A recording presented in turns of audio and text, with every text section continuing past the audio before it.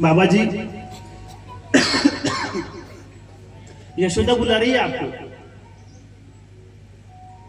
भोलेनाथ ने कहा जो मैं चाहता हूं वो तो देगी नहीं मुझे, वो मैं वहां चल के क्या करूं, वो तो हीरे मोती देगी, वो हीरे मोती मुझे चाहिए नहीं, धन दौलत नहीं चाहिए मुझे तो लाला के दर्शन करने हैं। कि चल तो सही, मैं कराऊंगी तुझे, चल। शिव जी अपनी चिंता से वहां मुक्त हो गए और गोपी के साथ नंद भवन आ गए। उस जगह का नाम आज भी चिंता हरण, वहां अभी भी शिव जी का मंदिर है, गोकुल से थोड़ा आगे इस तरफ उगमने अड़ी, चिंता हरण महादेव। वहां जाने से सभी चिंताएं का हरण हो जाता है। भगवान शिव जी का दर्शन करवाती चिंता हरण होती है। 15 दिन पहले मैं वहीं था, उसी क्षेत्र में रहता हूं। बोलो भक्त और भगवान की। उन जगहों को देखते हैं तो बड़ा आनंद आता है कि यही हम कथा में कहेंगे, तो ये वही जगह है।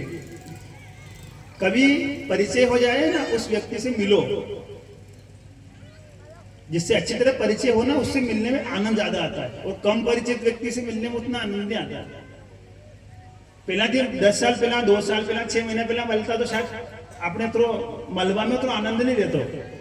अब कभी मिलेंगे ना तो कह रहे हैं मरालबा, तो परिचय हो जाता है ना। उसके बाद उन जगहों से गुरु जी कृपा से मेरा परिचय है। आगे आप कथाएं सुनेंगे, उन सारी जगहों से परिचय। देखो ये परिचय क्यों है, ये भी थोड़ा बता दूं मैं आपको। हमारा मान मंदिर सेवा संस्था बहुत बड़ी संस्था है ये। बाबा महाराज ने 40 साल पहले, 50 साल पहले निर्णय लिया कि संसार के लोगों को पता तो नहीं है कि ये जगह कहाँ कहाँ है, भगवान ने कहाँ कहाँ लीलाएं की। तो उनने क्या नियम बनाया कि साल में एक बार 84 कोर्स की परिक्रमा लोगों को करवाए। तो हर आदमी के पास पैसा तो नहीं होता है, तो हमारे मान मंदिर की तरफ से ब्रज 84 कोर्स की यात्रा होती है। आप यहाँ से चले जाओ मथुरा, मथुरा से बरसाना चले जाओ, वहां से 40 दिन की सारी व्यवस्था फ्री आपकी, मान मंदिर की तरफ से आपके लिए व्यवस्था, आपके लिए भोजन, आप बीमार पड़ जाओ तो इलाज, आप जो सामान लेके आए ना गोदरा गाबा, वे आपे नहीं तोड़ना, आप वहां डाल दो। जितने नंबर के ढेर में डालोगे वहां उतने नंबर के ढेर में वो सामान आपको मिल जाएगा। सिर्फ आपको क्या करना है, पैदल चलना है, और पैदल चलते हुए जहां जहां भी भगवान ने जो जो लीलाएं की उनके दर्शन आपको कराते हुए ले चलेंगे। और जैसा का जैसा टेंट, आप जिस टेंट में रात थे वैसा का वैसा दूसरा एक टेंट वहां सामने लगा हुआ है, 15 किलोमीटर दूर जहां हमारा पड़ाव है। तो वहां उस टेंट में जाने के बाद आपको ऐसा लगेगा थोड़ी देर के लिए कि इसी टेंट में से निकले थे, इसी में आ गया। वो टेंट कितना बड़ा, 15-20 हजार लोग आराम से सो सकते हैं उसमें। बनावट एक जैसी, ताकि आपका सामान नहीं घूमे ना, आपकी जगह भी आपको याद रहे कि टेंट में हम मंदिर के पास में थे, कि बैंक के पास में थे, कि दुकान के पास में थे। वो सेटअप सेम टू सेम चलता रहता है। तीन टेंट एक जैसे हैं, वो सेटअप को आगे से आगे लगाते जाते हैं। ये टेंट हो ना, ऐसी ऐसी जगह हो तो हम यही कहेंगे ना कि वही मंच होगा। तो आपको कुछ नहीं करना है, अपना सिर्फ एक थाली, लोटा, कटोरी, कुछ पैसे थोड़े बहुत वहां देना नहीं है, अपने खर्चे के लिए ले चलो। वहां 40 दिन की यात्रा होती है, कथा दिन की यात्रा रे वहां, और पब्लिक होती है 15 से 20 हजार, यानी 20-25 करोड़ रुपए, 30 करोड़ रुपए के आसपास का खर्चा होता है हर साल। वो हमारे महाराज जी करते हैं। कोई भी आ सकता है वहां, ऐसा नहीं है कि इस गांव का नहीं आएगा ना उस गांव का नहीं आएगा। कई लोगों ने ब्रज यात्रा की, तो उसमें भगवान चिंताहरण कहाँ है, गोकुल कहाँ है, मथुरा, वृंदावन, बरसाना, नंदगांव। अब नंदगांव कोई गया हो तो नंद बाबा के मंदिर में चला जाएगा, लेकिन नंद बाबा के मंदिर के पीछे भगवान कृष्ण के चरण के चिन्ह अभी भी है। मतलब लोग घरे जाइए भगवान के पवना सरवड़ा में जाइए, और बड़े सरवड़ा में भगवान का चरण का चिन्ह छपेता था, क्योंकि भगवान कृष्ण बांसुरी बजाते थे ना। भगवान बांसुरी बजाते थे तो क्या बांसुरी की करामात क्या होती थी कि जो जड़ है वो चेतन हो जाता था, और चैतन्य चीज जड़ हो जाती थी। मतलब अगर गाय सारो खई रही तो वो चैतन्य है, मतलब गाय हाल है, तो वह हाथ की बंद हो जाती। बांसुरी ऐसी बजती थी भगवान की कि गाय हिलना डुलना बंद कर देती थी, और लकड़ियां होती थी उनमें से आंसू निकलने लगते थे। जो लकड़ी में तो जीव नहीं वे, लेकिन वो भी रोने लगती थी बांसुरी धुन सुन के। पत्थर पिघल जाते थे, भाई पत्थर तो कड़क रह गए, तो भगवान कई बार पत्थर पे खड़े होकर बांसुरी बजाते थे तो पत्थर पिघल जाता था, तो भगवान बांसुरी रोकते थे तो पत्थर पर भगवान का चरण चिन्ह छप जाता था। ऐसे भगवान के कई जगह चरण चिन्ह है। आला गारा को पकड़ा सके ना अपना ऐसे भगवान कृष्ण के गायों के अभी भी पत्थरों पर चिन्ह है। उन सारी जगहों को लीला स्थली को गुरुजी दिखाते हैं। 40 दिन की यात्रा होती है। अच्छा, वो यात्रा कब शुरू होती है? दशहरे के दूसरे दिन। दिवाली मतलब आपकी मास में वृंदावन में दीपावली की जाती है। बोलो भक्त और भगवान की। तो वहां भगवान शंकर, अच्छा कथा काटी थी आपने? ध्यान से नहीं सुनने में यही नुकसान है। शंकर भगवान की चिंता का हरण हुआ। गोपी भगवान शंकर भगवान को भगवान के दर्शन कराने के लिए ला रही है, ले आई। ध्यान से सुनोगे तो कथा से बाहर जाने के बाद भी आप सही जगह पकड़ लोगे। ध्यान से नहीं सुनोगे तो महाराज कहता कणक्या से लेकर बोलो राधा मान बिहारी लाल की जय हो। बूढ़ा गट्टी कथा नहीं कर रहे हो, हमारी कोशिश है कथा पूरी कहूं, पर उदाहरण तो देना पड़े नहीं। तो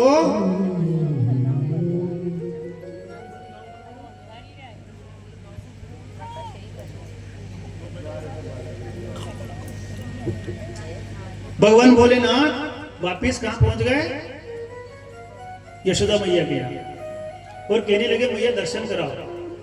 तो मैया ने मना कर दिया दोबारा, और शंकर भगवान दुखी हो गए। आइए भजन के माध्यम से सुने क्या कह रही है मैया और क्या कह रहे शंकर भगवान। यशोदा तेरे द्वार पे बाला जोगिया तेरे द्वार पे बाला जोगिया यशोदा तेरे।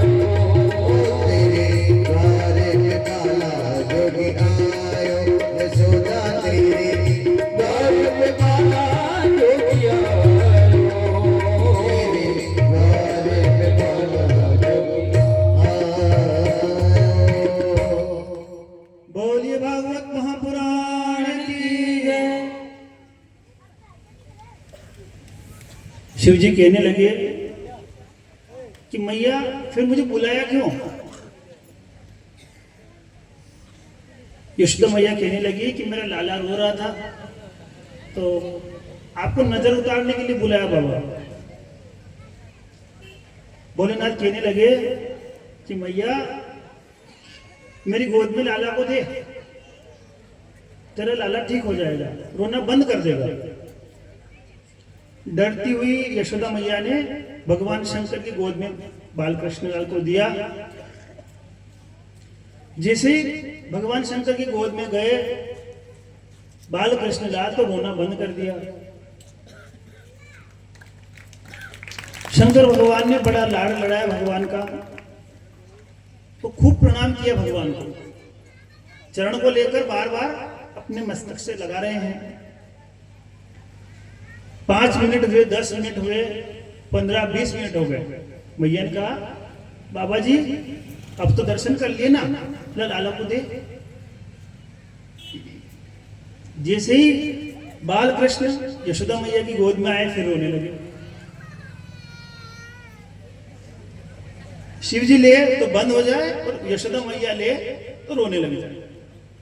और रोए कैसे? जोर जोर से।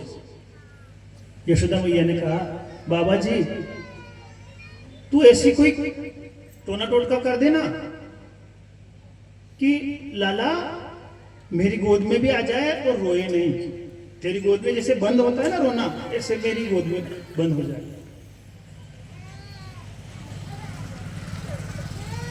महादेव कहने लगी मैया ऐसा मंत्र तो मुझे आता नहीं है, लेकिन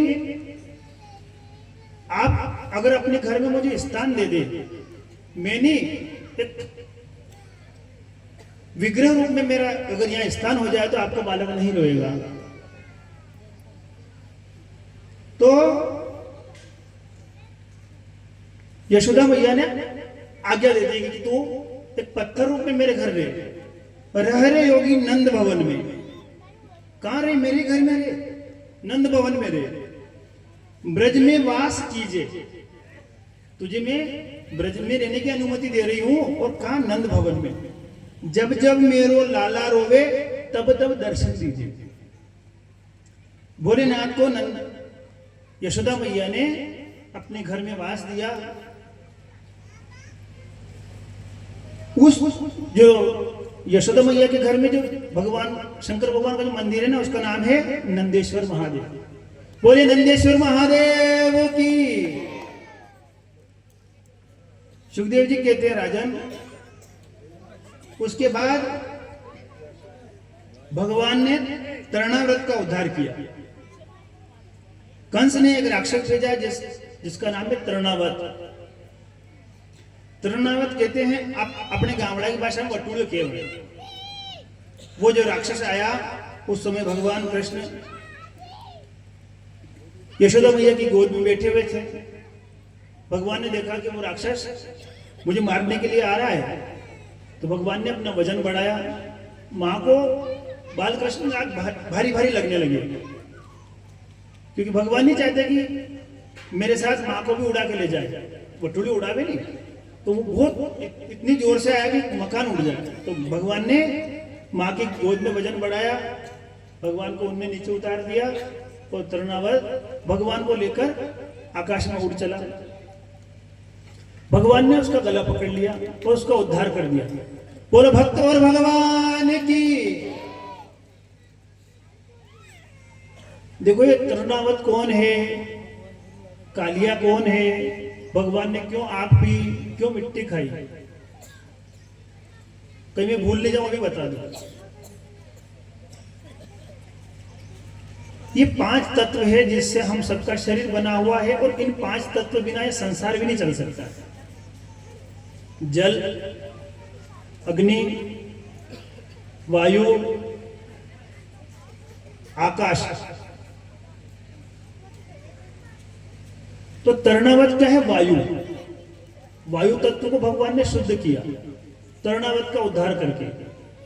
अग्नि तत्व को भगवान ने कैसे शुद्ध किया? 2 बार जंगल ब्रज में आग लगी, उसको भगवान पी गए। अग्नि तत्व भगवान ने उस समय शुद्ध किया। जल तत्व को भगवान ने कब शुद्ध किया? कालिया नाग को, कालिया रहता था ना यमुना जी में, उसको भगाकर जल तत्व शुद्ध किया भगवान ने। और भूमि तत्व को कैसे शुद्ध किया? माटी खाकर। भगवान ने मृत में मिट्टी खाई थी, तो इन सभी तत्वों को शुद्ध करने के लिए भगवान ने ये लीला किया। तो ये तरणावत का जो उद्धार किया ना भगवान ने, वायु तत्व को शुद्ध किया, हवा को शुद्ध किया भगवान ने। भगवान के अनेकों जन्म हुए, लेकिन भगवान कृष्ण का जो अवतार हुआ बड़ा विचित्र है, बड़ा मनमोहक है। सुखदेव जी कहते हैं, राजन,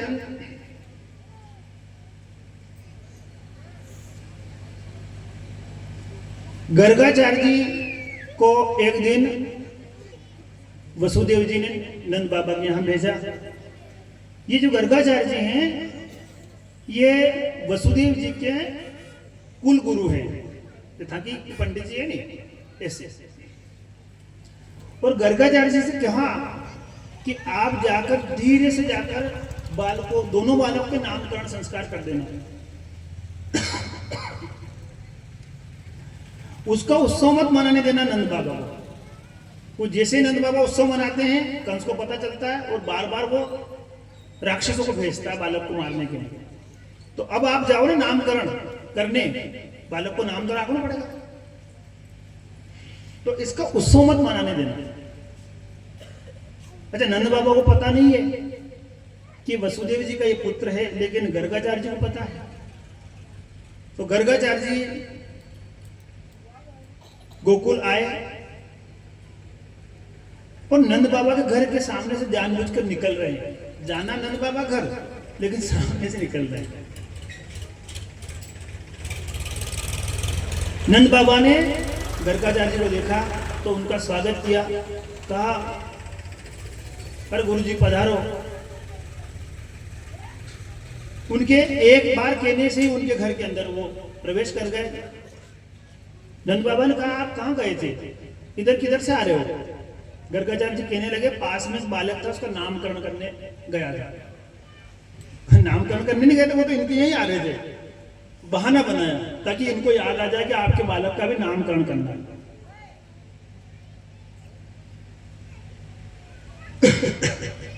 6 महीने के भगवान, 6 महीने से भी ज्यादा के हो गए भगवान, लेकिन उनका नामकरण नहीं हुआ।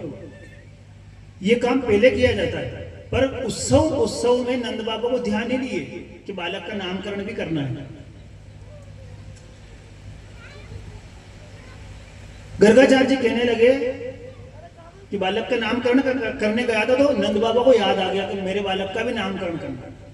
कहा, गुरु जी आप भी मेरे बालक का नामकरण कर दो ना। गर्गाचार्य जी कहने लगे कि मैं वसुदेव जी का कुलगुरु हूं और मैं आपके बालक के नाम करण करूंगा, तो कंस को पता चलेगा तो वही सोचेगा कि वसुदेव जी के पुत्र का वो नामकरण करने गए, तो तुम्हारे बालक के ऊपर विपदा आ जाएगी, इसलिए मैं नामकरण नहीं करूंगा। नंद बाबा कहने लगे कि किसी को पता नहीं चलने दे, तो कंस को पता कैसे चलेगी? गर्गाचार्य जी ने कहा कि आप हर काम में तो बड़ा नाचते गाते हो, लाला के झूलने का उत्सव है आपके यहाँ, करवट बदलने का है, जन्म का उत्सव है आपके, तो हर बात को उत्सव मनाते हो। कई लोगों को, कई ब्राह्मणों को बुलाते हो, कई संतों को भंडारा करते हो आप, तो नामकरण तो बड़ा काम है, तो आप तो मानोगे ही नहीं। नंद बाबा ने कहा कि मैं किसी को नहीं बोलूंगा, आप बड़े विद्वान हो, आप मेरे बालक का नामकरण कर दो। गौशाला में नंद बाबा बैठ गए, गर्गाचार्य जी को बिठा दिया। इधर रोहिणी जी को और यशोदा जी को कहा कि दोनों बालक को लाओ, बहुत बड़े विद्वान आए हैं, अपने बालक का नामकरण करेंगे। जब उनने तारीफ करी ना गर्गाचार्य जी की, तो यशोदा जी और रोहिणी जी के मन में आया कि इनकी परीक्षा ले। उन्होंने क्या किया कि यशोदा जी ने बलराम जी को अपने गोद में ले लिया और भगवान कृष्ण को रोहिणी जी गोद में दे दिया, बालक की अदला बदली कर ली। देखो वो सामने आए रोहिणी जी और यशोदा जी, जैसे ही भगवान कृष्ण को, बलराम जी को गर्गाचार्य जी ने देखा तो उनकी समाधि लग गई। समाधि 2 प्रकार की होती है, एक होती है आंखें बंद करके उसको समाधि कहा जाता है, और दूसरी होती है त्राटक समाधि। वो हम सबकी कई बार लग जाती है। कोई गहरे चिंतन में चला जाए ना आदमी, कोई गहरे चिंतन में, तो उसकी आंखें खुली रह जाती है। समाधि मतलब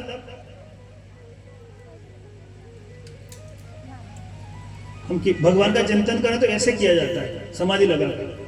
और ये तो समाधि हुई, और त्राटक समाधि किसको कहते हैं? तो गर्गाचार्य जी ने भगवान को देखा ना, तो वो त्राटक समाधि लग गई। इधर यशोदा मैया घबराने लगी, और उधर रोहिणी जी को टल्ला मारने लगी कि कहीं बाबा जी पधार तो नहीं गए। आपस में बात करने लगी कि बाबा जी को पधार नहीं था तो हमारे घर में आगे क्यों पधारे? हमारे तो अभी बहुत सारे उत्सव मनाने, और उत्सव ये यहाँ पधार जाएंगे तो हम उत्सव नहीं मना पाएंगे। गर्गाचार्य जी को हिलाया तो वो समाधि से निकले बाहर। कहा महाराज कहाँ पधार गए थे? गर्गाचार्य जी ने कहा कहीं नहीं पधारा था, मैं आपके बालक को अच्छे से देख रहा था, इसके बारे में भविष्य, इसका क्या भविष्य रहेगा ये देख रहा था कि अच्छा चोखा हमारा बालक का भविष्य आपने देखा, हम तो डर गई। ऐसे कोई भविष्य देखता है क्या? इतनी जोर से कोई देखता है? गर्गाचार्य जी ने कहा कि मैया ये बालक साधारण नहीं है, ये बालक तो साक्षात भगवान। जैसे वो बोलने गए तो भगवान ने इशारा कर दिया, भगवान मत कह दीजिए, साक्षात भगवान का अवतार। अगर ये कह दिया तो मैया फिर मुझे माखन नहीं खिलाएगी। भगवान के लिए भी कहीं करा आराम दे बड़ा नहीं, तो मैया मुझे भी ऐसे ही बिठा देगी ना, 8-8 दंड देगा कोई नहीं। भगवान ने अभी कहे तो मैया मुझे बालक समझती है, यही रहने दो, आप भगवान मत बनाओ। यहाँ मैं बालक बन के आया, बालक ही बना रहने दो मुझे। भगवान ने इशारा कर दिया, पर फिर भी गर्गाचार्य नहीं माने। भगवान के अनंत जन्म के जो गुण है भगवान के, वो गिनाने लग गई। कहने लगी मैया इसका कोई नाम भी ले लेगा ना, कोई दर्शन कर लेगा तो वो धन्य हो जाएगा। लेकिन मैया तेरी गोद में जो बालक है ना, ये तेरा बालक नहीं है, ये तो रोहिणी का बालक है। इसमें बल बहुत ज्यादा है और इसमें गुण है राम के, इसलिए इसका नाम बलराम रखता हूं। बोलो दाऊ दयाल की, बलराम दादा की।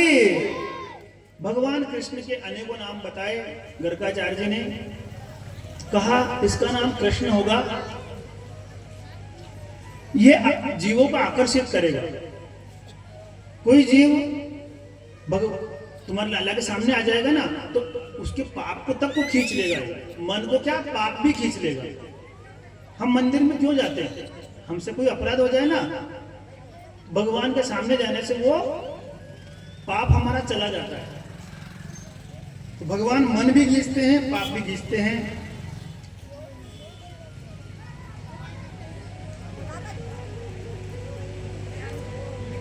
इसका नाम श्याम सुंदर है। श्याम इसका वर्ण है, इसलिए श्याम नाम है, पर ये बड़ा सुंदर है। कई प्रकार से भगवान की स्तुति गुरुजी ने की। मैया ने कहा ज्यादा बड़ी बड़ी बातें मत बोलो, आपको दक्षिणा चाहिए, वो दक्षिणा हम दे देंगे, इतनी बड़ा चढ़ा के मत बोलो। ये बताओ ये कि मेरे बालक के जीवन में आनंद कितना रहेगा आगे, इसका ब्याह होगा, कितने ब्याह होंगे, कहाँ का ये राजा बनेगा, कभी बीमार तो नहीं पड़ेगा। इस प्रकार की बातें उन्होंने पूछी।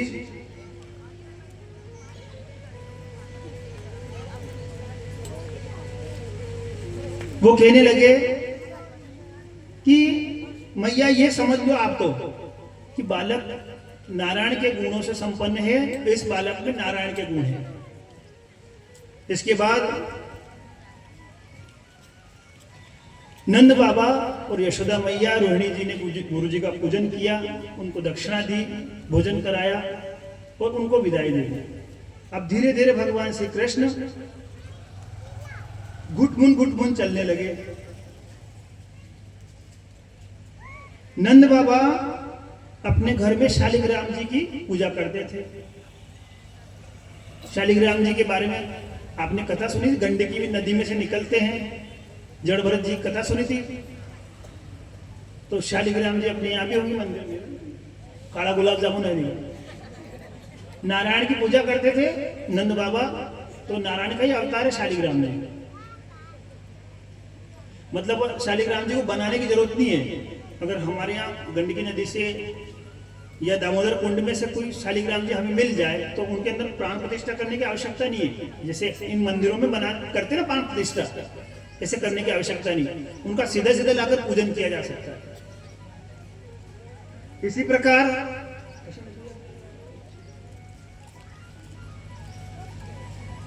प्रकार नर्मदा के अंदर से जो शिव जी जैसे जो गोल गोल जो मिलते हैं ना, उनको सीधा लाकर पूजा किया जा सकता है। उन प्राण प्रतिष्ठा करने की आवश्यकता नहीं है, वो शिव जी का ही स्वरूप है। कहने का मतलब ये है। तो शालिग्राम जी की पूजा करते हैं नंद बाबा। नंद बाबा ने सुबह पहले स्नान किया, थोड़ी बहुत गौ माता की सेवा करी और यमुना जी में से जल लाए और पूजा वाले कक्ष में चले गए। उस समय भगवान कृष्ण थोड़े थोड़े चलने लगे। नंद बाबा ने क्या किया कि भगवान का खूब अभिषेक किया, दूध से, दही से, घी से, शहद से। तो छोटे ठाकुर जी वो देख रहे थे। अब नंद बाबा ने वापिस पूजन करने के बाद सोचा कि मैं भगवान का नाम ले लूं। तो भगवान का नाम कैसे लूं? आंखें बंद करके ले लूं। फिर सोचा कि बालक चिल्ला चोट करेगा तो मैं नाम ले नहीं पाऊंगा। तो उन्होंने क्या किया कि कपड़ा मुंह पे डाल लिया। देखो, हम अगर भगवान का नाम ले रहे हैं, आंखें खुली रख रखी है, तो सामने से कोई निकलेगा तो हमारा ध्यान उसके साथ चला जाएगा। इसलिए भगवान का नाम जब करते हैं वो लोग आंखें बंद करते हैं। आंखें बंद करके जब करते हैं, मन को रोक कर। तो नंद बाबा ने जैसी माला पकड़ी, इतने में छोटे भगत जी पहुंच गए अंदर और नंद बाबा के पास में जाकर बैठ गए। नंद बाबा की माला पूरी हुई तो देखा भगवान के सामने देखेगा ये भगत, तो वहां वो ठाकुर जी शालिग्राम जी दिखाई नहीं दिए। पास में देखा छोटे भगत जी बैठे। कहा, लाला यहां कैसे बैठा है तू? क्यों? फिर कहने लगी, मेरे ठाकुर जी कौन ले गया? यशोदा मैया से कहा कि यशोदा, शालिग्राम जी कहाँ है? लाला से पूछा, लाला तेने देखा उनको? क्यों? तो बार बार वो बोले तो नहीं, मुंह करे ना, मुंह फूला हुआ। तो नंद बाबा ने जोर से छोटे भगत जी का मुंह दबाया, तो मुंह में से लाल सहित ठाकुर जी बाहर आ गए। तो नंद बाबा क्रोधित हो गए कि अरे मैंने भगवान को नहलाया और कोई मुंह में भरता है क्या? देखो बालक बिगड़ गया। सुखदेव जी कहते हैं, राजन ऐसी लीलाएं भगवान ब्रज में करने लगे। धीरे धीरे भगवान घर से बाहर भी जाने लगे। अच्छा, इधर नंद बाबा ने उनको भगवान को दोबारा गंगा जल से, यमुना जल से नहलाया, क्षमा मांगी कि छोटे भगत जी ने गलती कर दी, भगवान क्षमा करना।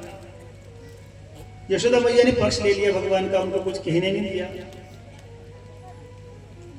भगवान धीरे धीरे अब चलने लगे, घर से बाहर जाने लगे।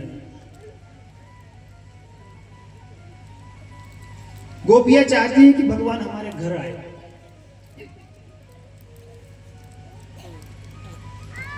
भागवत में लिखा है, कई बार गोपियां जब भगवान बड़े हो गए उनके घर बुलाती थी भगवान, और माखन का लोभ देती भगवान को, नचाती थी। तो भगवान नाचते उस माखन के लोभ में। कई बार गोपियां बोलती, लाला मेरे माखन में चींटियां पड़ गई है, तो चींटी बिन दे। क्या करती? कीड़िया गणावती गोपियां। भगवान चींटियां बीनते थे माखन में से। कीड़िया बाने का मतलब बड़े लोभ, क्यों? क्या लोभ है उनको भगवान के? माखन देंगे। अच्छा, आपको पता है भगवान के घर कितना माखन है? नंद बाबा के 9 लाख गायें हैं। कितनी गाय? 9 लाख भगवान कृष्ण के खुद की गायें हैं, लेकिन वो गोपियों से माखन खाते हैं। क्यों खाते हैं? कि गोपियों की इच्छा है भगवान को माखन दूं। यहां भगवान ने एक छोटी सी लीला की ब्रज में आकर, इतने संपन्न हैं, तो ये तो छोटा रूप बनाया भगवान ने। अंदाज लगाओ भगवान को हम क्या दे सकते हैं? क्या भगवान को वास्तव में चाहिए? प्रेम। हम चाहने लग जाए भगवान को यही चाहिए। भगवान किसी वस्तु को भूखा नहीं है। वस्तुएं तो एक हमारा भाव है, इस वजह से हम चढ़ाते हैं भगवान को। फूल में खुशबू आती है और सुंदरता भी होती है, तो हम भगवान को फूल चढ़ाते हैं। हमें पता है कि यशोदा मैया ने, गोपियों ने भगवान को माखन मिश्री का भोग लगाया, इसलिए भोग लगाते हैं भगवान को। लेकिन भगवान ने तारीफ किसकी की? राम अवतार में भिल्ली ने जो बेर खिलाया, क्योंकि उस समय भिल्ली भूल गई थी कि झूठा नहीं खिलाया जाता। भगवान को उसने वो चक चक के बेर खिलाया, कहीं खट्टा बेर ना चला जाए भगवान राम को, तो वो चक लिए उसने, वो बेर भगवान ने खाए और उसकी याद की। इधर विदुरानी ने जो छिलके खिलाए, केले नहीं खिलाए, तो भगवान वस्तु का नहीं, प्रेम का भूखा। अब गोपियां भी चाहती हैं, आप चाहती हैं कि नहीं चाहती हैं? गोपियां चाहती हैं कि कन्हैया हमारे घर भी आए।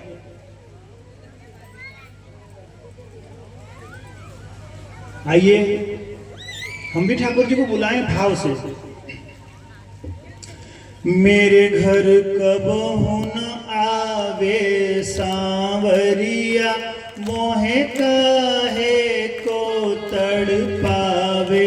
मेरे घर कब न आवे।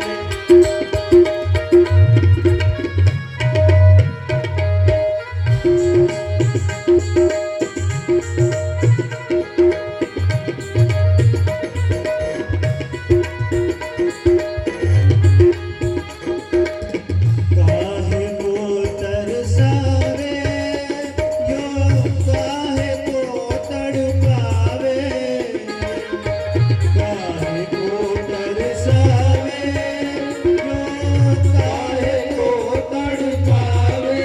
मेरे घर कब न आवे सांवरिया, मोहे काहे को तरसावे। मेरे घर कब न आवे सांवरिया, मोहे काहे को तरसावे।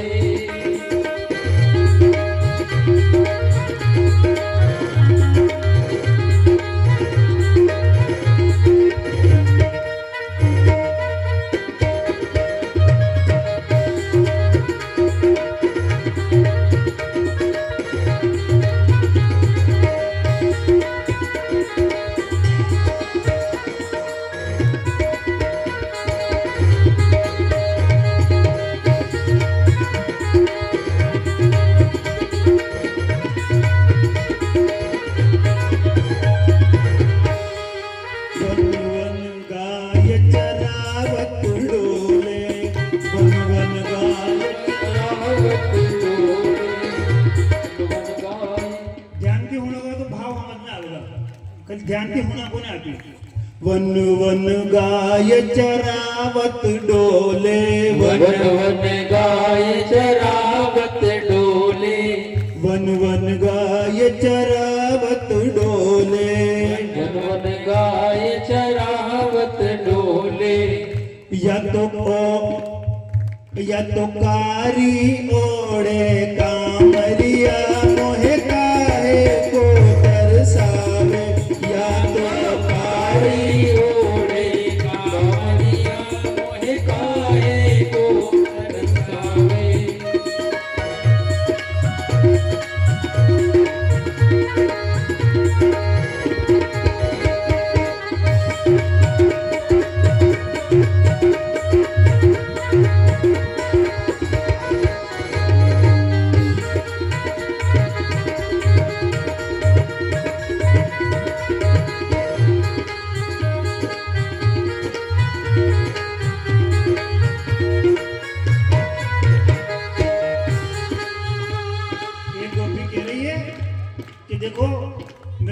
सुबह सुबह कान्हा गाय चराने गया ना, और मैं तो ऐसी आलसी की सोती रही, लेट उठी तो कान्हा मेरे घर के सामने से गाय लेके निकला, लेकिन मैं तो दर्शन ही नहीं कर पाई।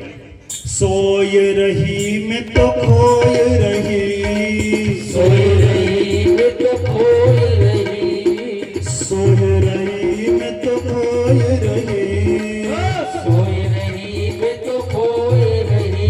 वन मधुर बजा गई बांसुरिया, मोहे काहे को तरसावे, वन मधुर बजा गई बांसुरिया और काहे को तड़पावे।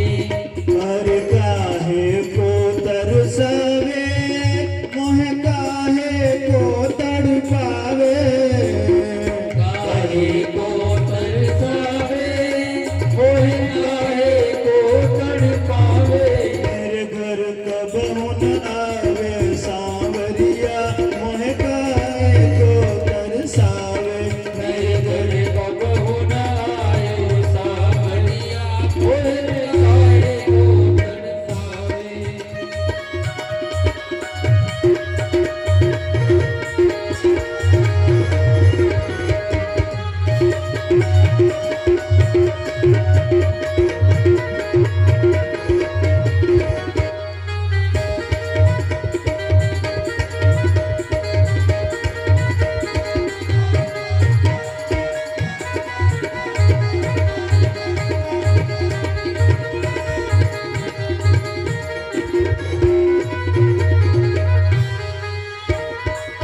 एक गोपी कह रही है कि बांसुरी ऐसी बजाता है, ये यशोदा का छोरा ऐसी बांसुरी बजाता है।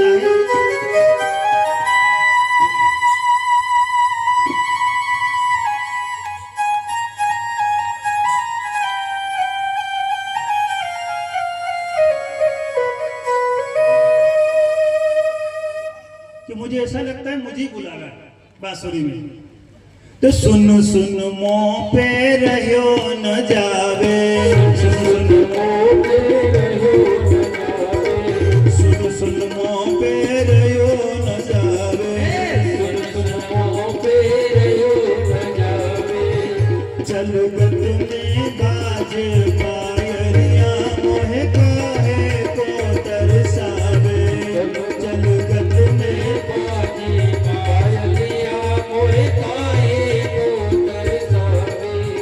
अरे काहे को तरसावे, मोहे काहे को तरसावे,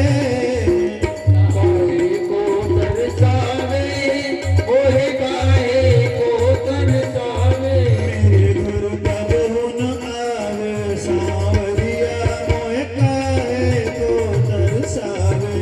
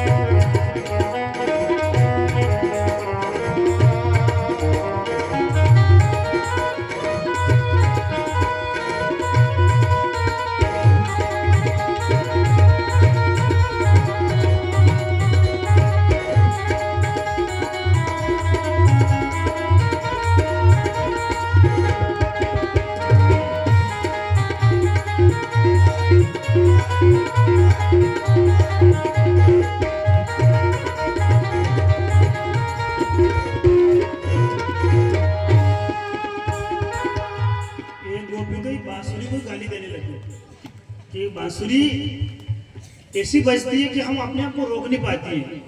तो एक गोपी ने कहा कि नागिनी है, बांसुरी है, बांसुरी नहीं है, नागिनी है, क्योंकि जैसे नागिन बजती है ना तो फिर वो जीव तड़प उठता है। तो बंसी भी नागिन की तरह है, बंसी तो नागिन सी डस गई, बंसी तो नागिन सी डस गई, बंसी तो नागिन सी डस गई,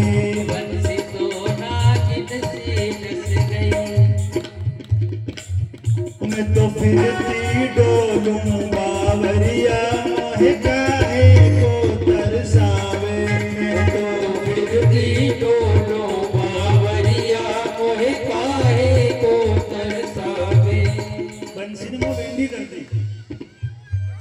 डसीने अशी डसी जो वेंडी करते ती बावळी खरी बंसी तो डागिन सी डस गई बंसी तो नागिन सी डस गई बंसी तो डागिन सी डस गई बंसी तो नागिन सी डस गई मैं तो फिरती डोलूं बावरिया मोह काहे को तरसावे तो फिरती डोलो बावरिया मोहे काहे को तरसावे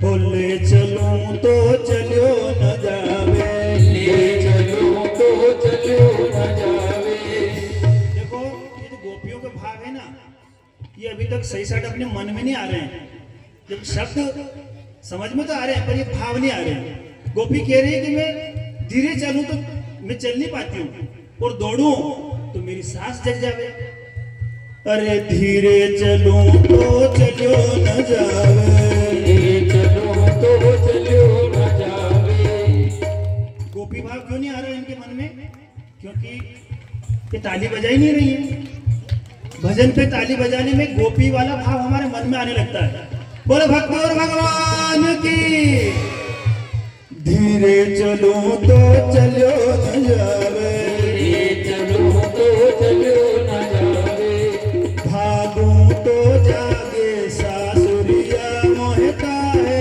को तरसावे भागूं तो जागे सावरिया मोहे काहे को तरसावे अरे काहे को तरसावे मोहे काहे को तड़पावे काहे को तरसावे मोहे काहे को तड़पावे मेरे घर कब न आवे सांवरिया मोहे काहे को तरसावे मेरे घर कब न आए सावरिया मोहे काहे को तरसावे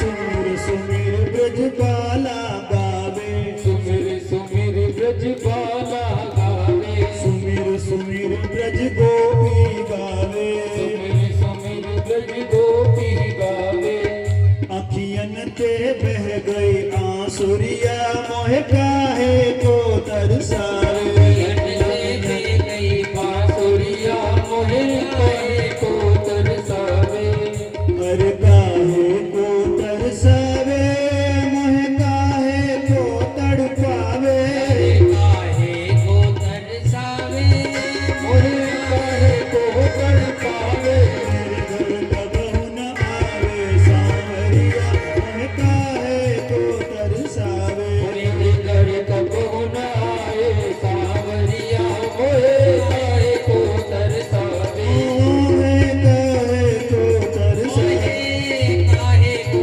तरसावे काहे को तरसावे बोलिए बाल कृष्ण लाल की सुखदेव जी कहते हैं राजन गोपियां चाहती हैं कि भगवान उनके घर जाए उनके घर भी माखन मिश्री का भोग लगाए भगवान कृष्ण गोपियों के भाव समझ गए इसलिए गोपियों के घर जाना आना शुरू कर दिया गोपियां भगवान को नचाने लग गई काम करवाती हैं भगवान उनके घर काम करते हैं शेष महेश गणेश दिनेश सुरेश हूं जाहि निरंतर ध्यावे। शेष मतलब भगवान विष्णु भगवान के ऊपर जो शेष नाग है ना, वो जिनका ध्यान करते हैं। महेश मतलब शंकर भगवान जिनका ध्यान करते हैं।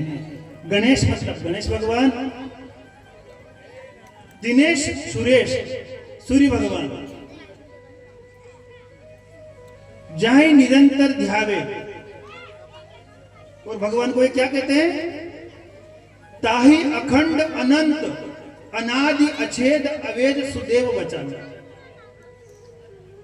ये इन भगवान को निराकार बोलते हैं, सर्वशक्तिमान बताते हैं, भगवान का ध्यान भी करते हैं। नारद से सुख व्यास रहे, परिचार्य कोई पुनि पार न पावे। भगवान का ये कोई पार ही नहीं पा रहा है। भगवान तो अनंत शक्तिशाली है। ताहि अहीर की चोहरियां चचिहा भरी छाछ पे नाच नचावे। उन भगवान को 1000 फण वाले शेष भगवान भी भगवान की महिमा नहीं गा पा रहे हैं। सुखदेव जी भी उनको बहुत बड़ा बता रहे हैं। शंकर भगवान भी भगवान की था नहीं पा रहे। वो भगवान कहां नाच रहा है? उन गोपियों की छाछ पे। देखो सुखदेव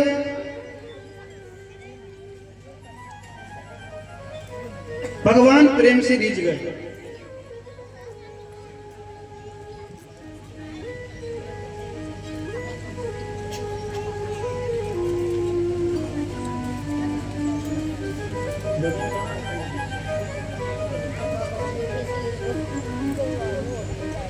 अभी मैंने मोबाइल देखा, उसमें 2 बज रहे हैं। मैं सोच रहा हूं कथा तो हुई नहीं, 2 कैसे बज गए? क्योंकि भगवान की लीलाएं इतनी सुंदर है कि उसमें से आगे बढ़ने की इच्छा नहीं होती। एक दिन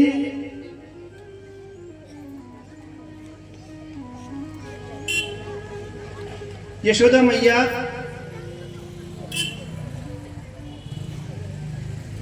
भगवान का लाड़ लड़ा रही थी। गोपियों ने सोचा कि चलो किसी न किसी बहाने हम यशोदा जी के वहां जाएं, लाला के दर्शन करें। यशोदा मैया ने कन्हैया को माखन खिलाया और आराम करने के लिए कक्ष में भेज दिया। इधर जहां पानी भरती थी गोपियां, वहां इकट्ठा हुई सब गोपियां, और सब गोपियों ने योजना बनाई कि चलो लाल जी के दर्शन करने चले, लेकिन बहाना तो चाहिए। तो बहाना क्या?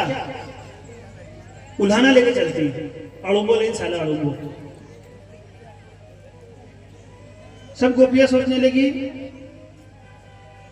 कि उल्हाना क्या लेंगे। गोपियां कहने लगी सबसे बढ़िया अपनी माट मटकियां 1-2 फोड़ दो, और यशोदा से कहेंगे कि तुम्हारा लाला हमारी मटकी फोड़ता है। एक गोपी ने 1 मटकी फोड़ी, दूसरी ने 2, और एक गोपी भोली गोपी उसकी घर की 10-20 जितनी मटकियां सब फोड़ दी उसी ने। सब इकट्ठी हुई और यशोदा जी के पास पहुंची। यशोदा मैया ने देखा उनको आते हुए, तो सोचने लगी कि आज तो न तो मेरे घर सत्यनारायण भगवान की कथा है, न हर तारीख तीज की कथा, न ऋषि पंचमी की। ये सब गोपियां क्या इकट्ठी होके ये जी कथाएं नंद रानी की ही सुनती थी। अपने गांव में करे बामणा करे कथा रहे सब। ऋषि पंचम की ने 48 कथा होने वाला, तो ये यहाँ किसी न किसी बहाने आती थी। यशोदा मैया सोचने लगी कि आज तो कोई कथा वगैरह भी नहीं है, क्यों आई ये गोपियां। इतने में गोपियां अंदर आ गई और यशोदा मैया से भगवान कृष्ण के बारे में उल्हाना देने लगी कि देखो मैया, तुम्हारा लाला हमारे घर चोरी करता है, हम माखन नहीं देते चुराता है। यशोदा मैया कहने लगी झूठ तो मत बोलो हो, मेरे घर कोई माखन की कमी तुम्हारे घर खाने आएगा। क्यों खाने आएगा? अभी तो मैंने लाला को माखन दिया, तुम्हारे घर क्यों चोरी करेगा मेरा लाल? मेरे लाल की झूठी मत उड़ाओ हो, नहीं तो कहीं इसका ब्याह नहीं होने दोगे तुम। मर स्वर्ग पास मत लागो। गोपियां कहने लगी, यशोदा मैया आपको पता नहीं है आपका लाला कैसा है? अरे ये हमारे घर आता है, माखन चुराता है, अपने ग्वाल वालों को भी साथ में लाता है, और ये बंदरों की पंगत लगाता है। अकेला खाए तो कोई बात नहीं, ग्वाल बाल खाए तो ही कोई बात नहीं, लेकिन ये क्या करता है कि बंदरों को भी बुलाता है कि आओ तुमने पिछले अवतार में मेरी बहुत मदद करी है, चलो तुम्हें माखन खिलाओ। तो इसकी टोली में सिर्फ ग्वाल बाल नहीं, बंदर भी है, पंगत लगाता बंदरों की। यशोदा मैया कहने लगी कि अगर तुम्हें ऐसा लगता है कि मेरा लाला तुम्हारे घर माखन खाता है तो तुम ऐसे करो कि इसको माखन को ऊपर टांग दो। गोपी कहने लगी, अरे मैया ये लाला जो तुम समझ रही हो ऐसा थोड़ी है, ये ग्वाल बाल के ऊपर चढ़ जाता है, ग्वाल बाल के ऊपर ग्वाल बाल को चढ़ा लेता है और उनके ऊपर ये चढ़ जाता है और मटकी उतार लेता है।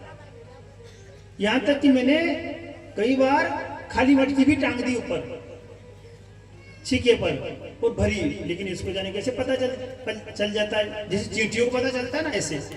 और ये पहुंच नहीं पाए ना तो डंडा लेके मटकी नीचे से फोड़ देता है। एक गोपी बोली कि यशोदा मैं अंधेरे में अपनी मटकियां रखती हूँ, लेकिन इसके शरीर में से जाने कैसा प्रकाश निकलता है, तो ये अंधेरे में भी जाता है ना तो वहां उजाला हो जाता है, तो अंधेरे में भी मैं मटकी नहीं छिपा सकती। एक गोपी बोली, अरे मटकी छोड़ो, दही छोड़ो, मेरे घर सत्यनारायण भवन की कथा थी परसों के दिन, तो ये लाला क्या करे पता है तुमको? इसने आके मुझसे कहा कि काकी तुम्हारे यहाँ क्या बना है भगवान के प्रसाद में? तो मैंने कहा कि भगवान के प्रसाद में हलवा बना है। तो कहा कि मुझे दो, तो मैंने मना कर दिया कि भगवान को भोग लगेगा उसके बाद तुझे प्रसाद मिलेगी। तो उसको क्रोध आ गया, तो इसने क्या किया पता है? मैं तो उधर प्रसाद बना रही थी और दो कुत्ते के बच्चे लाया और जहाँ भगवान बैठे थे वहां बिठा दिया और कहा कि काकी काकी तेरे भगवान रो रहे हैं, बच्चे मुंह कर रहे थे। इस प्रकार सुखदेव जी कहते हैं, राजन गोपियां यशोदा मैया को बुलाना दे रही है, शिकायत कर रही भगवान की। एक गोपी बोली कि मेरे पति के पास में मेरी खाट लगी हुई, तो इसने क्या किया कि उनकी धोती से मेरी चोटी बांध दी, मैं सो रही थी वो भी सो रहे थे, और फिर मटकी आदि फोड़ के माखन खाकर भागा, जानबूझकर पैर बजाए, मैं पीछे दौड़ी तो लंबे चौड़े हो गए।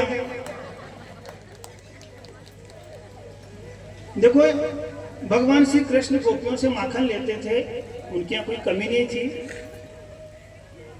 ये हम भागवत में कथा सुनते हैं, बरसाना जहाँ बाबा महाराज विराजते हैं, और आज अभी इस समय में भी बाबा महाराज की कृपा से वहीं रहता हूँ, वहाँ एक सांकरी खोर है।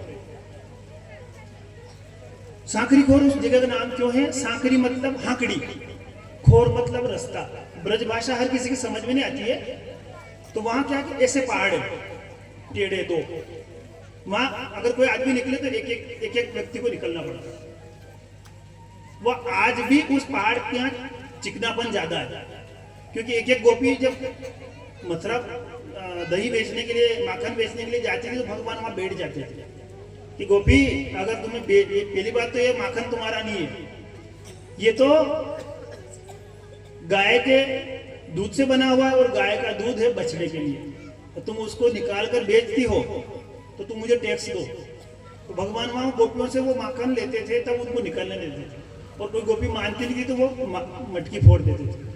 तो माखन की मटकी फोड़ देते थे तो चिकनाहट। उस सांकरी खोर में कभी आप दर्शन करोगे, बरसाना कभी आओगे आप, ये सारी जगह है जो अभी आप कथा सुन रहे हो, सारी जगह है अभी भी।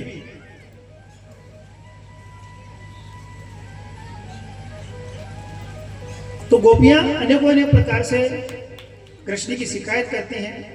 अब भगवान ने सोच लिया कि इन गोपियों घर जाना ही नहीं, ये मैया से शिकायत करती हैं।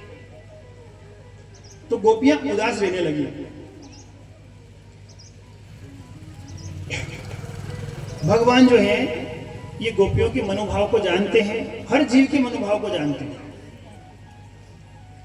गोपियां जब उदास रहने लगी तो भगवान ने फिर वापस गोपियों के घर जाना शुरू कर दिया। अच्छा, जाते हैं भगवान और गोपियां कहती हैं कि आप माखन खा लो लाला, तो वहां खाते नहीं है, चोरी करते हैं। मतलब चोरी में बड़ा आनंद आता है उन्हें। गोपी जब कहेगी कि खा लो तो नहीं खाएंगे। एक दिन एक गोपी ने माखन मटकियां अंदर कक्ष में कमरे में रख दी और दूसरी गोपियों को कहा कि तू बाहर से सांकल लगा दे, और मटकियों के साथ वो बंद हो गई, अंदर छिप गई, माखन के पास खड़ी है, कोने में छिपके। भगवान कृष्ण अंदर गए, अंधेरा था, जैसे ही वो अंदर गए गोपी ने झपट्टा मारा तो भगवान का हाथ पकड़ लिया और कहा अब यशोदा के पास तुझे ले जाऊंगा, अब तेरी पिटाई कराऊंगा।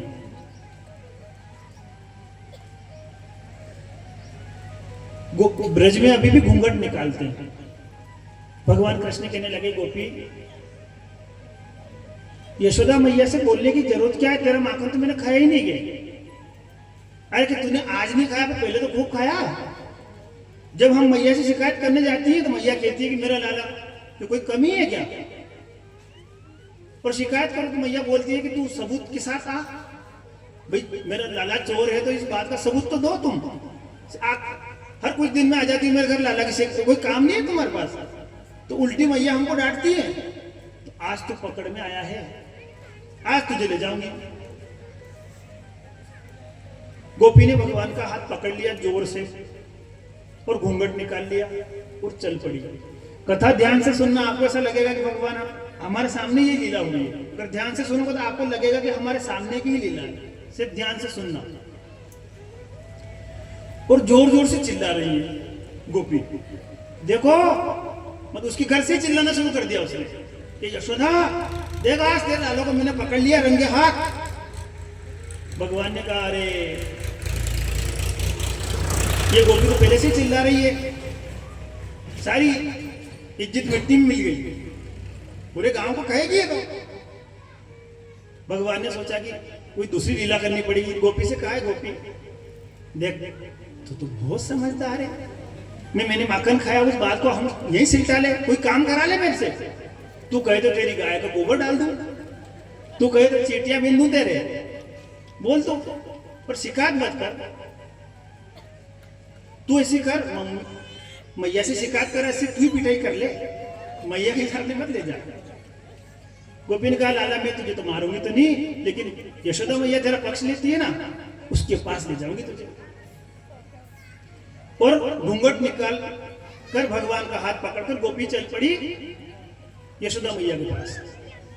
कन्हैया ने कहा कि गोपी देख, मैं छोटा सा बालक हूं और तू है घी दूध खाने वाली गोपी, तेरे अंदर ताकत है, तू ऐसे करके ये हाथ बहुत जोर से पकड़ रखा ना, मेरा खून बंद हो गया हाथ का, मेरा हाथ नीला पड़ गया, तो ऐसे कर कि मेरा दूसरा हाथ पकड़ ले, ये दुखने लगा। गोपी ने कहा तू भाग जाएगा, तू कम नहीं है। मेरी सहेली कह रही थी कि कान्हा मेरे घर माखन चुराने आया, मैंने उसको पकड़ना चाहा, लेकिन उसने तो क्या किया कि मुंह में दूध का कुल्ला भर रखा था, जैसे ही मैं सामने आई तो मेरे मुंह में पिचकारी मार आंखों में। तो तू बड़ा जादूगर है, तुझे जाने नहीं दूंगी, नहीं छोड़ूंगी तेरा हाथ। कन्हैया कहने लगे अरे खून बंद हो जाएगा, ये नीला पड़ गया हाथ, दूसरा हाथ ले ले, तेरी कसम, तेरी सो, मैं छोड़ भाग के नहीं जाऊंगा। तो गोपी ने घूंघट निकाल रखा है और भगवान का दूसरा हाथ पकड़ लिया। भगवान ने कसम खा ली ना उसकी कि तेरी कसम में भागूंगा नहीं, तो उसने हाथ पकड़ लिया और यशोदा मैया के पास पहुंची और कहने लगी है यशोदा देख, यो टेगड़ो से भगवान ने खिला दिया।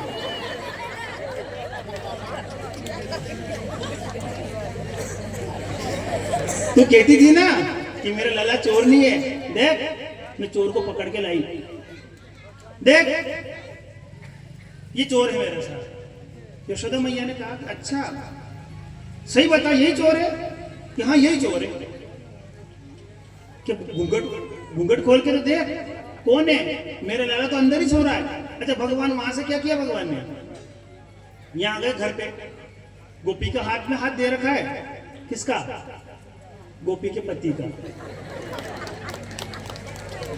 गोपी ने हाथ अदला बदली करी ना, तो भगवान ने तो हाथ छोड़ लिया। उसके पति को इशारा किया तू दे दे हाथ। अब गोपी ने घूंघट निकाल रखा है, वो भी मिला हुआ है भगवान के साथ। तो गोपी को इतनी शर्म आई कि अरे मेरे पति, कि अरे तेरा पति ही खाता होगा, मेरा लाला नहीं खाता माता।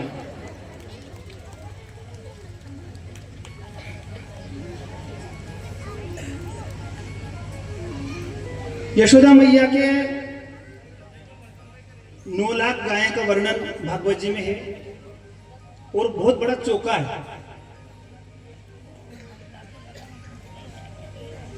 यानी कि एक हवेली है, 85 चौके उसमें कहे गए हैं। एक चौके में 10,000 गायों को बांध सकते हैं। और चौके कितने हैं? 85। इतना बड़ा महल का वर्णन भागवत जी में सुखदेव जी ने किया है। एक दिन यशोदा मैया बाल कृष्ण लाल को दूध पिला रही थी, दुलार कर रही थी।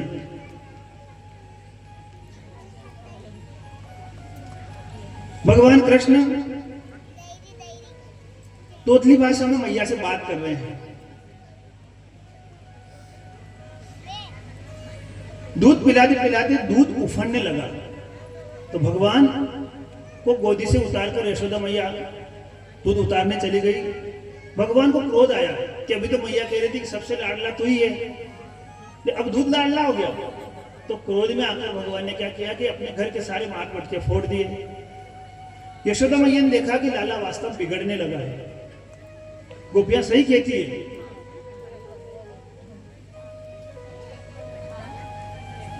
हमारा लाला बिगड़ने लगा। तो यशोदा मैया ने भगवान को डांटा।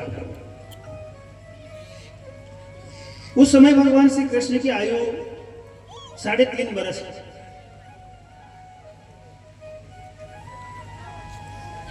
यशोदा मैया के लाड़ और डांट से भगवान बड़े हो रहे हैं।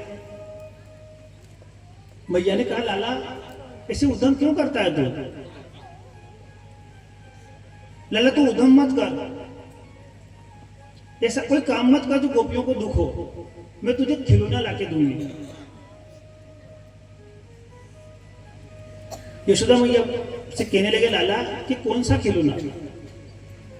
मैया मुझे अभी खिलौना दे। अब यशोदा मैया के पास उस समय कोई खिलौना नहीं था, तो यशोदा मैया ने एक परात में पानी भर दिया और चंद्रमा को दिखाया, छाया। भगवान कहने लगे कि मुझे ये खिलौना चाहिए, और जैसे हाथ लगाए वो पानी हिला, फिर रोने लगे। यशोदा मैया ने कृष्ण को गोद में ले लिया और फिर चंद्रमा दिखाना चाहा, तो भगवान फिर रोने लगे कि मैया देख तुमने उस लाला को ले लिया। भगवान उस पानी में अपने आप को क्या समझ रहे, कोई दूसरा है। यशोदा मैया ने समझाया कि लाला ये कोई दूसरा नहीं है, तू ही है। सुखदेव जी कहते हैं इस प्रकार की छोटी छोटी लीलाएं भगवान करते हैं, यशोदा को बड़ी प्रसन्नता होती है। एक बार कन्हैया कहने लगे कि मैया तू तो ऐसी कर कि एक ऐसा खिलौना दे जो मैं अपने साथ जेब में भर के ले जाऊं। मैया ने कहा कैसा? कि तू मेरा ब्याह करा दे, और बहू जो है ना वो इतनी छोटी होनी चाहिए कि मैं जब जंगल में जाऊं ना गाय चराने, तो अपने जेब में भर के साथ ले जाऊं। इतनी छोटी बहू होनी चाहिए।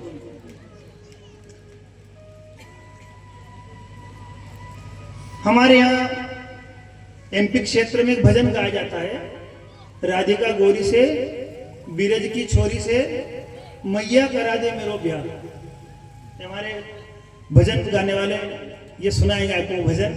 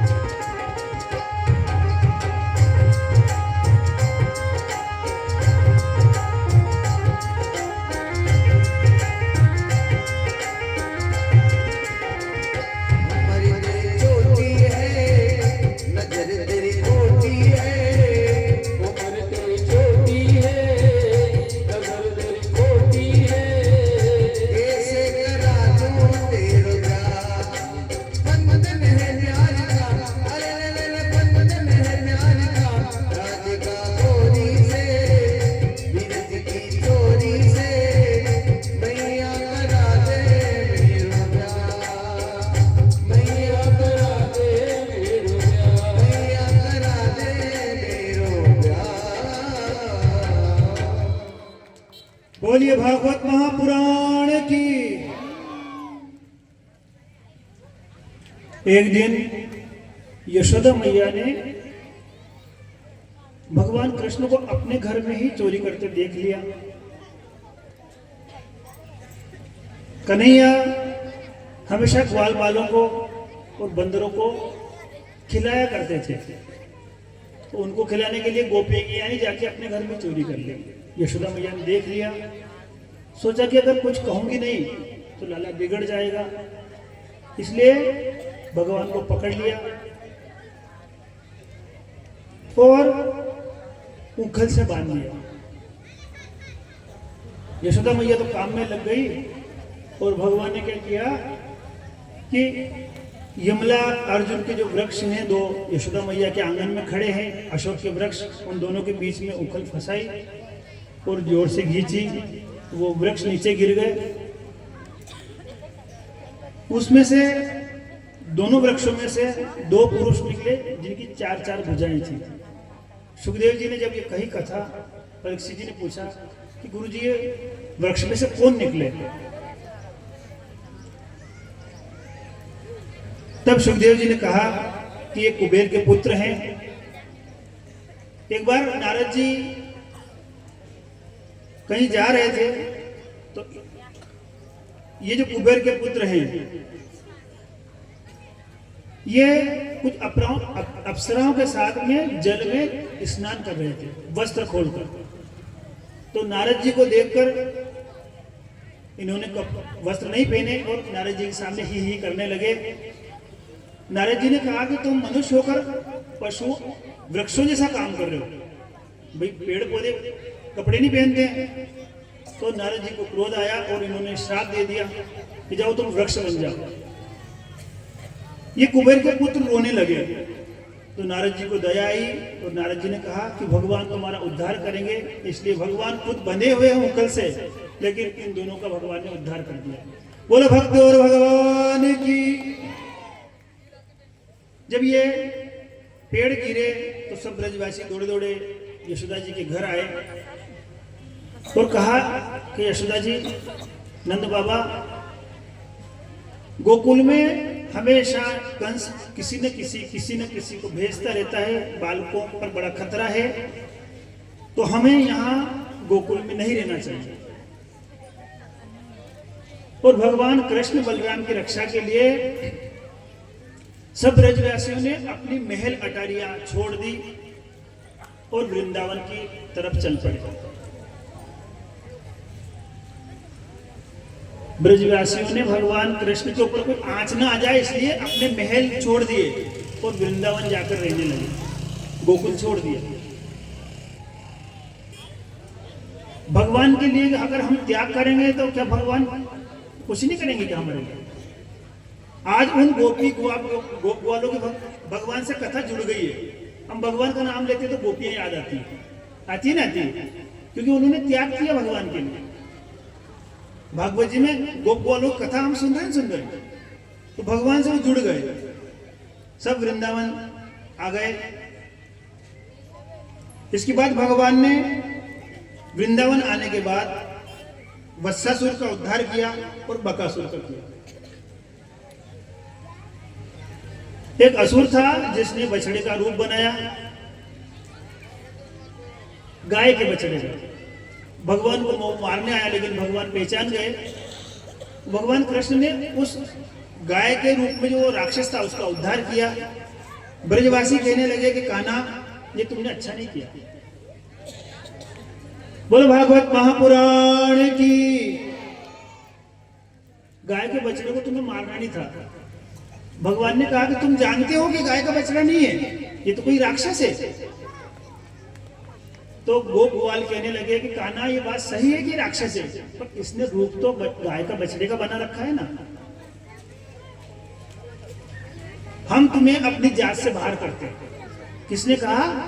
गोप ग्वालों ने भगवान को जात बाहर कर दिया, क्योंकि उस राक्षस ने रूप किसका बना रखा? गाय का। यूं नहीं करता।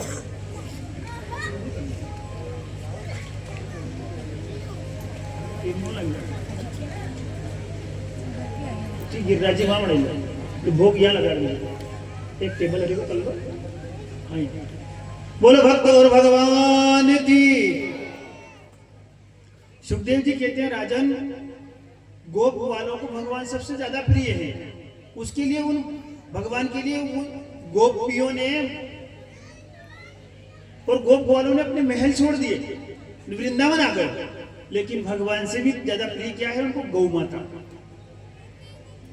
आज हमारे गांव में, हमारे नगर में, हमारे आसपास ये जो गौ माता दुख देख रही है ना, इस वजह से हम सुखी नहीं हो पा रहे हैं। इसलिए मन में संकल्प करो कि जितनी हो हम गौ माता की सेवा करेंगे। जो भैंस पे थोड़ा ध्यान दे रहे हैं कि भैंस आओ दूध दे, भैंस को यम की सवारी कहा जाता है। और पहली बात तो एक अपने भारत, नेपाल, पाकिस्तान और बांग्लादेश में ही भैंस का दूध पिया जाता है। पूरी दुनिया में भैंस का दूध नहीं पीते हैं, गाय का पीते हैं। भैंसे हैं उनके वहां, लेकिन जंगल में रोजड़ा फरे नहीं, जो बेसा फरती फरे, भैंसा राखे को नहीं बना। पर ये 4 देश हैं जिनमें भैंस का पालन किया जाता है, इनका दूध। और इन भैंस के कारण ही गौ माता को दूर कर दिया, क्योंकि गौ माता जो है, अच्छा गाय को हमने क्यों छोड़ा, भैंस को क्यों लाए, इसका भी कारण है। भैंस है जमजादा, हमसे को नहीं। गौ माता जो है वो माँ से ज्यादा, हमसे ज्यादा जानती है गौ माता। अब होता क्या है कि हम दूध निकालते समय भूल जाते हैं कि गाय के बछड़ा भी है। हमने गाय क्यों छोड़ी, उसका कारण बता रहा हूं। हम ये भूल जाते हैं कि इस गाय के बछड़ा भी है, हम सारा दूध निकाल लेते हैं और वो बछड़ा भूखे मरता है। कहीं भी वो बछड़ा भूखा मरे, और वो बछड़ा जब बड़ा होता है, गाय बनता है, तो उसको याद है कि ये कितने निर्दयी है कि 4 थाने गौ माता के। तो पहली बात तो 1 थन का निकालो, 3 को बछड़ा के लिए छोड़ो। ज्यादा लोग आ जाए तो 2 छोड़ दो, 2 रख लो, लेकिन लोग एक भी छोड़ना नहीं चाहते। तो मैं जिस प्रकार भूखी मरी, मेरी बछड़िया को भी भूखे मारेंगे, तो क्या करती, लात मारती। गाय अपनी बछड़िया की, अपनी बच्चा या बच्चियों के लिए वो लाते मारती। भैंस तो हमसे ही को नहीं बनी, तो जीविका लो थी। किसी भी बालक को आप ऐसी करो कि उसको भैंस का दूध पिलाओ, तो पाडारी को भेजो। ने गाय को दूध पाओ घनी वाला के, तो केड़ा हरी बोलेगा, केड़ो को शोभे, केड़ो दूध दाग दो तो माँ के दे नहीं, दो पास का आदर कर दे। उन्हें फुर्ती भी रहे, ताकत भी रहे। तो गाय का दूध भले पतला दिखाई देता है, लेकिन गाय के दूध अमृत के तुल्य। माँ के बाद अगर किसी का दूध पीने योग्य है तो वो गौ माता का ही है। ये तो भले टेकड़ी को बहुत डांगा पकड़ में काढ़ो, मना थोड़ी करेगी वो, खाली काटवा पर तो डाल लो। तो गौ माता से ब्रजवासियों को बहुत प्रेम है। जब कृष्ण को कहा कि कन्हैया चल जात बार, तूने गाय के बछड़े को मार दिया, भगवान ने कहा तुम्हें पता है कि ये राक्षस है, तो फिर मुझे क्यों बाहर निकाल रहे हो जात से, मैं तुम्हारे बिना रह नहीं सकता हूं। कि कहा जा जा तीर्थों में स्नान कर, पाप धो, फिर बाद में हमारे पास आना।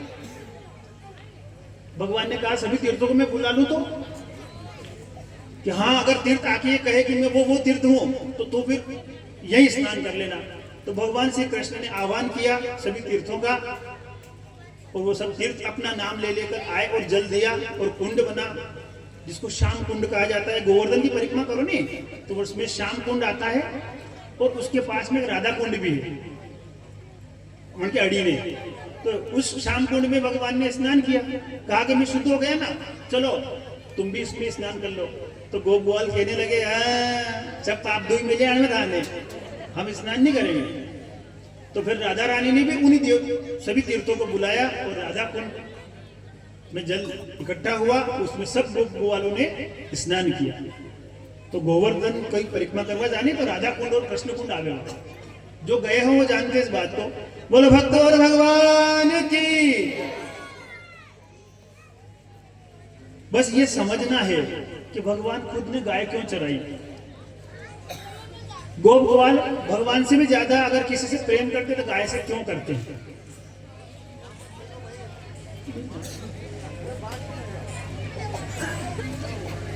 देखिए शब्द देखिए हर साल कथा कर। बोलो भागवत महापुराण की। इसके बाद बकासुर नाम का एक दैत्य आया, बगुला का रूप बनाकर, बहुत बड़ा उसका आकार था।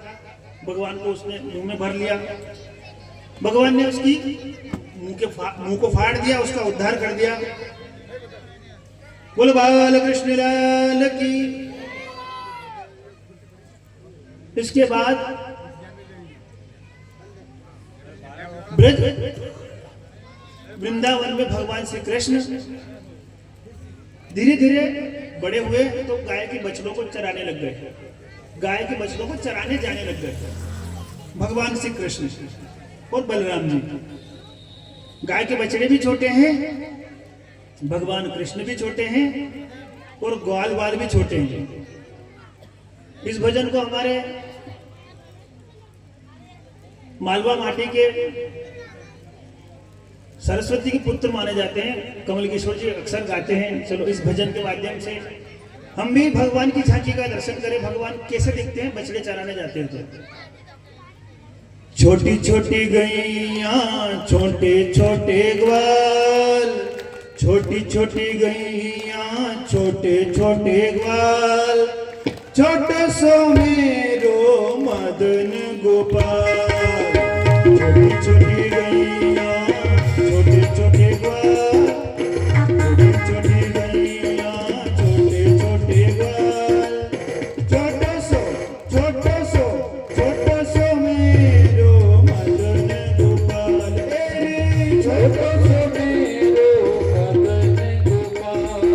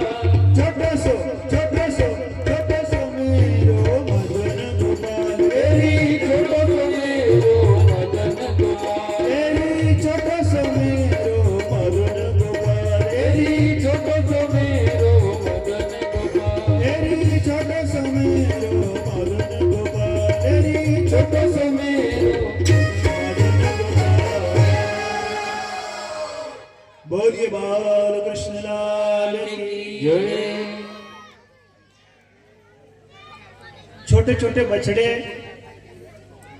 छोटे छोटे ग्वाल बाल और छोटे से कन्हैया बछड़ों को लेकर वृंदावन में चराने लग गए। ग्वाल बाल कहने लगे, कान्हा देख तो रे देख, हमारे वृंदावन में तो एक गुफा भी है, वो थाके कर लो हो कथा थोड़ी बार को आंदो ले लो।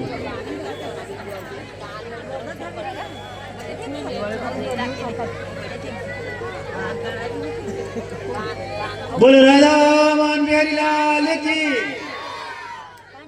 तुम्हारे बाबू भेजा कथा आज का कसो धन है आज को कथा धन हो रही है, आज का धन तो थोड़ी देर में आरती होगा। यही है, ये अवसर मिलते हैं, भगवान की कृपा हो रही आपके गांव में कथा और वेगा मेरे कमलकेश्वर जी और वहां जवानी जवा मालूम को क्या भरोसा इस जिंदगी का, साथ देती नहीं ये किसी का। सांस रुक जाएगी चलते चलते, शम्मा बुझ जाएगी जलते जलते, साथ देती नहीं है किसी की। ये जो है नहीं हाँ अपने छोड़ियो ने वापस ले सका की गारंटी को नहीं है। परीक्षित जी में गारंटी है हाथ धन कथा होने गई, सुखदेव जी कथा कही रहा, परीक्षित जी होनी रहा, अपनी गारंटी को नहीं। बोले भक्त और भगवान की, बाल कृष्ण लाल की। तो गोपाल कहने लगे कि कन्हैया देख वृंदावन तो हम आ गए, लेकिन यहाँ तो बड़ी अच्छी सुंदर गुफा है। देख ये गुफा किसको कह रहे हैं? अघासुर को। अग माने पाप।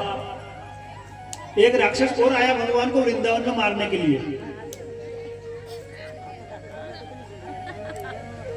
उसने क्या किया कि अजगर का शरीर है उसका वो विशाल स्वरूप बनाया, एक बड़ा अजगर, वो जो जिस मार्ग में भगवान बछड़े चराने जाते हैं उस मार्ग में लोट सो गया, मतलब और बड़ा आकार है उसका अजगर का।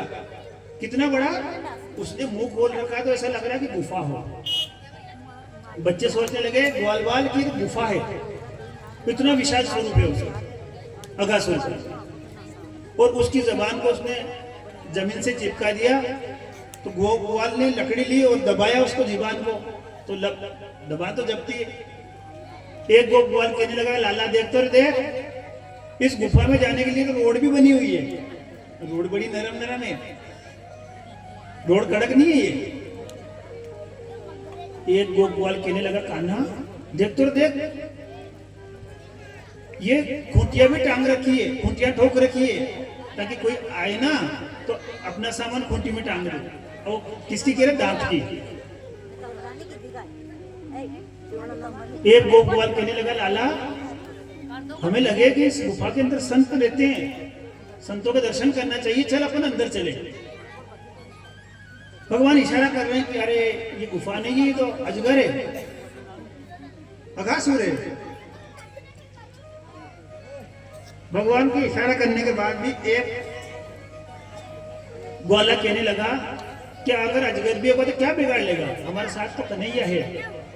अभी तक इतने राक्षस आए, पूतना से लेकर अभी तक इतने राक्षस आए, क्या बिगाड़ लिया किसी ने? भगवान का नाम लेते हुए वो अंदर चले गए। अब इधर अघासुर सोच रहा है कि जिसको मैं मारने के लिए आया हूं कंस के आदेश से, ये तो बाहर है। उसने अपना मुंह बंद नहीं किया। भगवान रोने लगे कि मेरे ग्वाल अंदर चले गए। फिर भगवान ने सोचा कि अब ये कोई देख तो रहा नहीं है, अपनी लीला को आगे बढ़ाते हैं, और भगवान भी उसके मुंह में अंदर चले गए। उस अघासुर ने अपना मुंह बंद कर लिया और लोट लगाने लगा। सब ग्वाल जब उसके मुंह में थे तो बेहोश हो गए। सुखदेव जी कहते हैं कि वो सब मूर्छित हो गए। भगवान ने सोचा कि अब इसका उद्धार करना चाहिए। भगवान ने अपने शरीर को बड़ा करना शुरू कर दिया। अघासुर का कंठ रुक गया, इस कारण उसका प्राणांत हो गया। बोलो बाल कृष्ण लाल की। भगवान ने अपनी दयामयी दृष्टि से गोप ग्वालों के सामने देखा तो वो मूर्छा से बाहर आ गए। सुखदेव जी कहते हैं राजन, ये कथा गोप वालों ने आकर 1 साल बाद अपने माता पिता को सुनाई। अगासुर के वध की कथा कितने दिन बाद? 1 वर्ष बाद। तो परीक्षित जी कहने लगे कि गुरुजी, जब भगवान ने अगासुर का आज वध किया तो 1 साल बाद गोप वालों ने आकर ये कथा क्यों सुनाई अपने माता पिता को? आज ही क्यों नहीं सुनाई शाम को ही?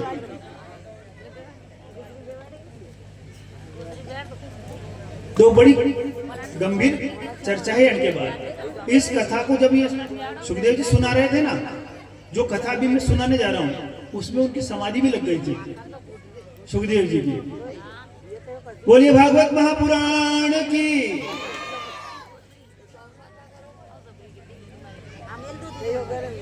तब सुखदेव जी कहने लगे कि राजन, भगवान ने अगासुर का उद्धार कर दिया और फिर बछड़े चराने लगे। सब गोप वालों और भगवान को भूख लगी तो वो सब इकट्ठा हो गए, भगवान कृष्ण को बीच में बिठा लिया और गोप वाल भगवान के चारों ओर बैठ गए। सबने अपने अपने जो पोटलियां मां ने बांधी थी वो खोली और सब अपने भोजन में से भगवान को एक एक निवाला देने लगे कृष्ण को। उनमें एक गोप ग्वाल जो था वो गरीब था। उसकी मां ने उस दिन उसकी मटकी में सिर्फ खट्टी छाछ भेजी थी गरम करके।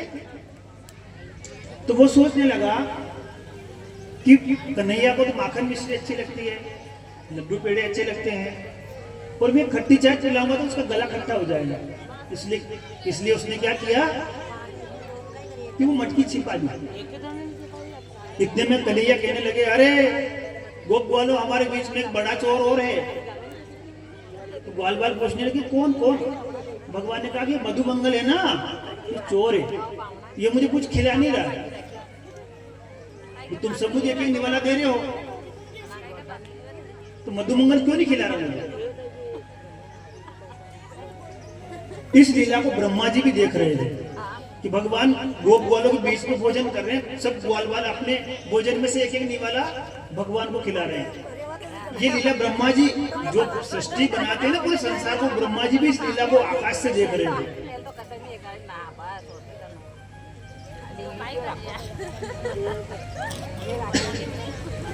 भगवान ने कहा कि इसने इसका भोजन कहाँ छिपाया? इसने कहीं कहीं छिपा तो रखा होगा, मुझे खिला नहीं रहा है। तो भगवान वहां से उठे गोप ग्वालों के बीच से, और मधुमंगल ने जब वो मटकी छिपा रखी थी जिसमें खट्टी छाछ थी, उसकी तरफ दौड़े। मधुमंगल ने सोची कि कहीं ये छाछ पी नहीं जाए, इसलिए वो भगवान से और ज्यादा जोर से दौड़ा और जिस वृक्ष के नीचे मटकी रखी थी वहां गया और मटकी पूरी उड़ेल ली मुंह में, ताकि खटाई भगवान के मुंह में नहीं जाए, उसके मुंह में चली जाए। अब जैसे भगवान ने देखा कि तो सब खट्टी छाछ पी गया, तो भगवान ने क्या किया कि दोनों गालों को मुक्का मारा और वो खट्टी छाछ बाहर निकल, क्योंकि उसने मुंह में तो भर ली थी लेकिन अंदर उतरी नहीं थी, तो बाहर निकलने लगी। तो भगवान ने उसमें से खट्टी छाछ पी ली। अब ब्रह्मा जी सोचने लगे कि ऐसा भगवान होता है क्या? क्योंकि भगवान है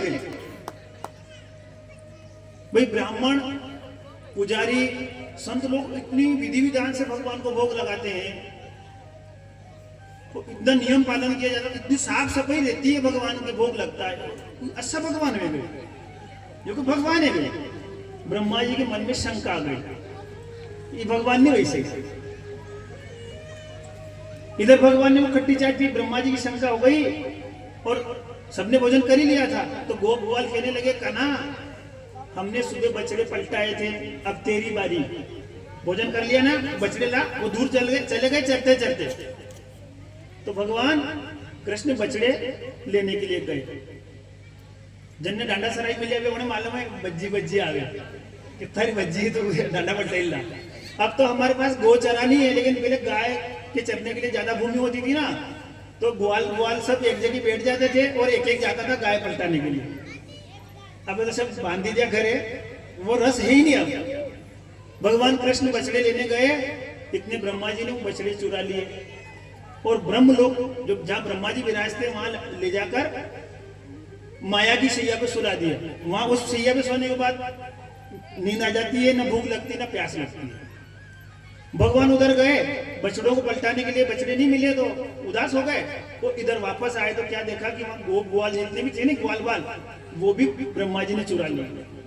यहाँ थी लई ने भगवान को तोल देखा बोले कि भगवान है कि साधारण व्यक्ति भी ऐसे मुंह से निकाल के नहीं खाता है, लेकिन मधुमंगल के अंदर की मुंह की खट्टी चाय भगवान पी गए। तो ब्रह्मा जी की शंका आ गई मन में। इधर गोप वालों को भी चुरा लिया, बछड़ों के भगवान कृष्ण रोने लगे कि मेरे बछड़े कहाँ गए, मेरे मित्र कहाँ गए। फिर देखा आसपास कोई नहीं है, तो फिर कहा कोई है ही नहीं। फिर आंखें बंद करके देखा तो समझ गए कि ब्रह्मा जी ने किया। अब ब्रह्मा जी की पता चल गई भगवान को, तो भगवान ने उसी समय क्या किया कि जितने बछड़े थे वो अपने शरीर में से उत्पन्न कर लिए और जितने गोप ग्वाल थे वो सब अपने अंदर से उत्पन्न कर लिए और 12 महीने तक खुद चरते हैं, खुद चराते हैं।